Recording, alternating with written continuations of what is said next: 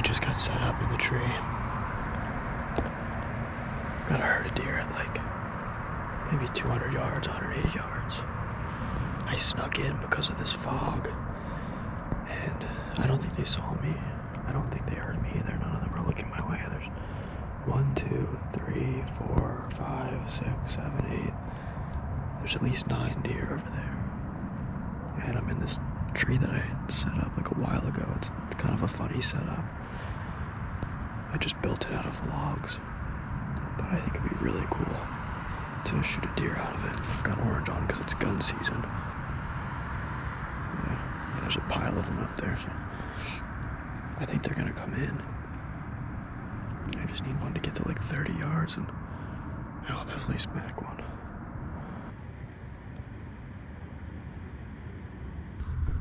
Alright y'all, I'm back at it today. I've decided to take the deer slayer.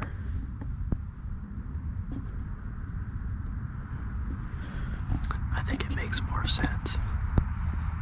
I'm trying to get one from the ground, I think, and just sneak it up here.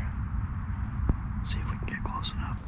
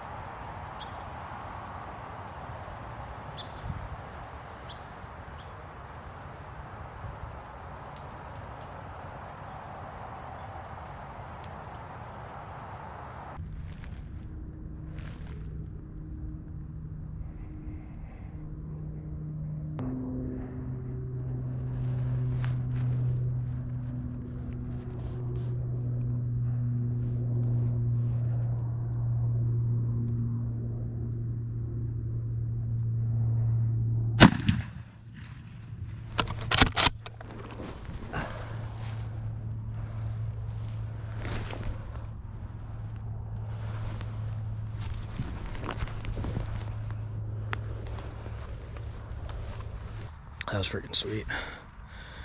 Heart wasn't pounding that hard, but I thought that I didn't get her because I was looking. I saw all the other deer made it out of the field, and I thought that I didn't get her, but I got her. I want to go check her out. Well, here is that homemade tree stand I had made. You can see my bow up there. That was where I was gonna hunt out of today with the gun too, but the deer were in the field kind of early, and I didn't really feel like sitting up there for super long, and I felt like I could get pretty close on the ground, and it actually went not how I was expecting it to go. I ended up sneaking up this hedgerow here, and I got to within, I'd say 100 yards of a couple of shooter does, and that big one just got a little too curious. She heard me moving because I was not quite close enough to where I wanted to shoot, and I ended up just abandoning my big camera and leaving it behind me and just taking the GoPro with me. So hopefully you can see some of that, but I'm super stoked to get a huge doe. Everything looked pretty big and should be a ton of meat. So we'll see. I don't know how good the shot was because it was like a head-on type of hit, but I don't know. I never really take those shots on deer, and she was so close that I just felt really confident in it, and I didn't think she was going to come much closer before boogering. So, and I didn't have many other windows to shoot through. I only had that one little strip, and my scope kept fogging up too. So sweet. Let's go check out this deer. So here's the path I was walking in on. I crawled through all this. My camera was over there. I crawled through all this right here. Crawled through here. Crawled right through here. I think I got to right here. Sitting right here. And she came right through there. She was coming at me because she heard me. She heard me making a bunch of noise, so she had to come at me and check me out. And she just got way too close, way too fast, and I ended up putting it on her pretty good. But let's go check it out. I don't know. I've never shot a deer like head on like that, so I'm curious as to, you know, how nasty the insides are and everything. But let's go check this deer out, y'all. Look at the blood. Oh my God, what is that? That is a beast of a doe. Oh my goodness. That's a massive doe. Look at the shot right there in the front of the neck. It's about, actually I think I was aiming a little lower than that, but it was right about where I was aiming actually. Man, that thing's huge. Blood is insane.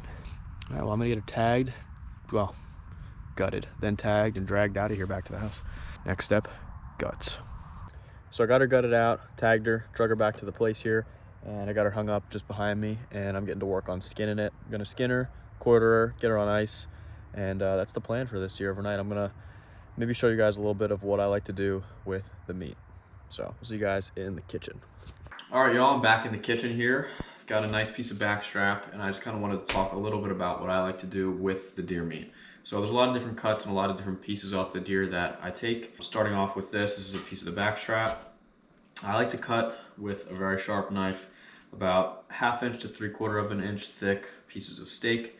And you can either cook them on the grill or in the pan. I like to cook them in the cast iron with some butter, salt and pepper, and some garlic powder. It just comes out really well, medium rare, and I eat that with either rice or potatoes with a vegetable, and it's awesome. Hindquarters and the shoulders, I both just take all the meat off it, throw it through the grinder, and I freeze it, and I eat it throughout the whole year, and it's awesome. That's usually what I do with the rest of the burger meat. Anything that's gonna be ground meat, I just chuck it straight through the grinder, and it's awesome. I eat it for lunch most days, and I eat it with pretty much just a bed of rice. It's a pretty typical meal, but I wanted to share with you guys what I like to do with the deer meat when I harvest it, and I do most of this myself. I know a lot of people will take their deer to a butcher, and if you're harvesting, 4, 5, 6 deer a year, it can get kind of expensive. So that's a big reason that I do my deer here myself. It's also a great feeling when you harvest and butcher your deer and the meat all on your own. A big part of the reason I do all this hunting and harvesting of meat is because I'm super into the gym.